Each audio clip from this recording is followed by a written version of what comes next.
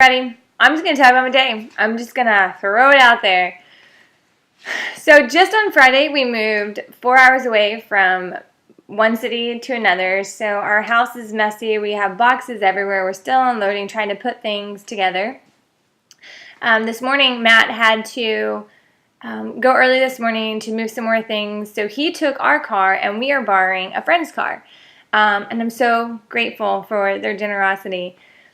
So this morning, I was responsible for the task of getting the kids off to school. It was Lucas's very first day of school, and then Mary and Samuel's second day of school.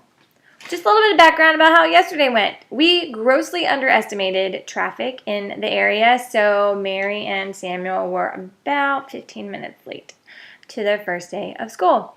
So I was determined that today was going to be different, and we were doing pretty good. They ate breakfast, they got dressed fairly well for the most part.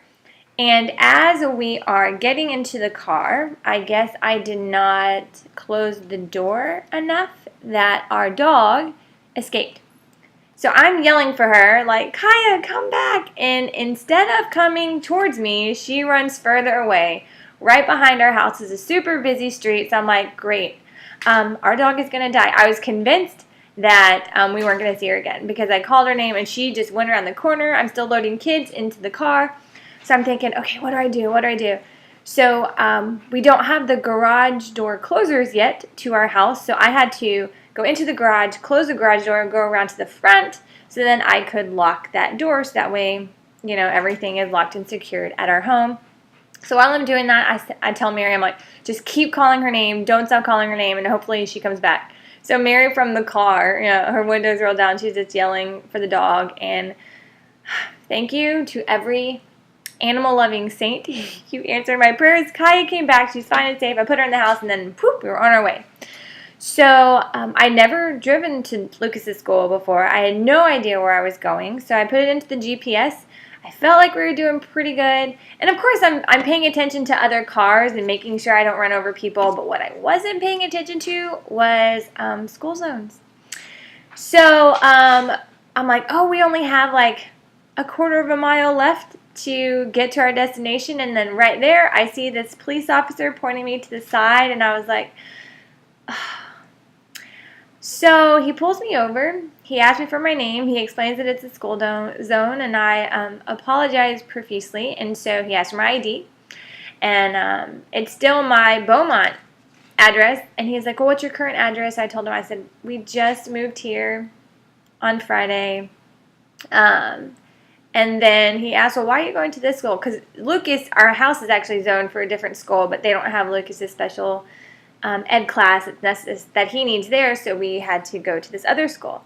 So I'm explaining all this to the officer, and he asked for my zip code, which I forgot because I don't remember yet.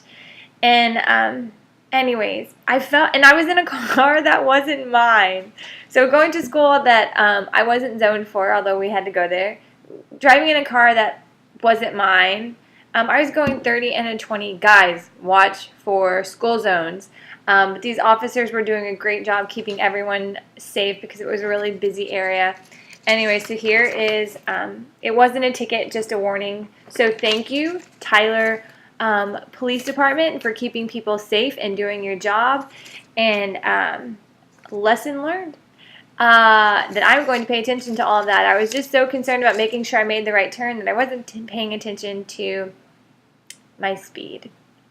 And I was kindly informed by my children that I needed to slow down. So, lesson learned. Anyways, we get Lucas off, only to find out that he has an incomplete shot record there. I have no idea where the second set of shot records are, so I'm going to have to find that folder somewhere. Anyways, we finally leave, and we are, I'm now driving Mary and Samuel to their school.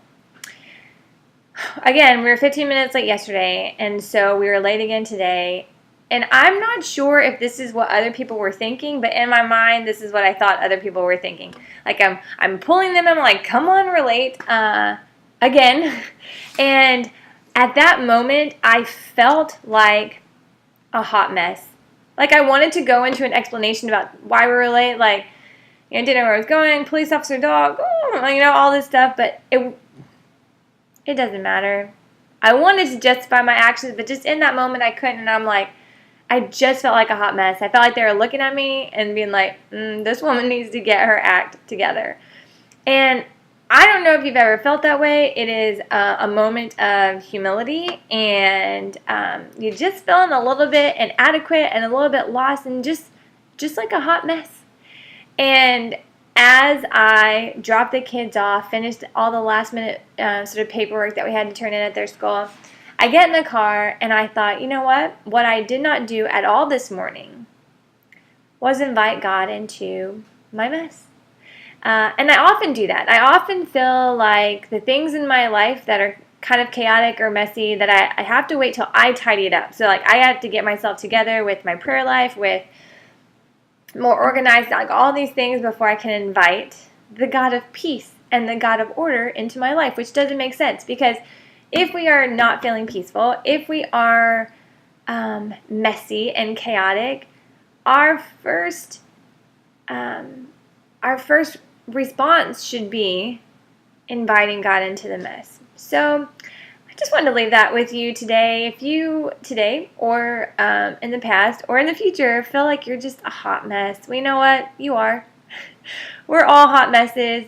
But don't wait until you try to clean things up on your own before you invite God in. Invite God into your mess. He wants to be your house cleaner. He wants to tidy these things up for you and put things in their proper order.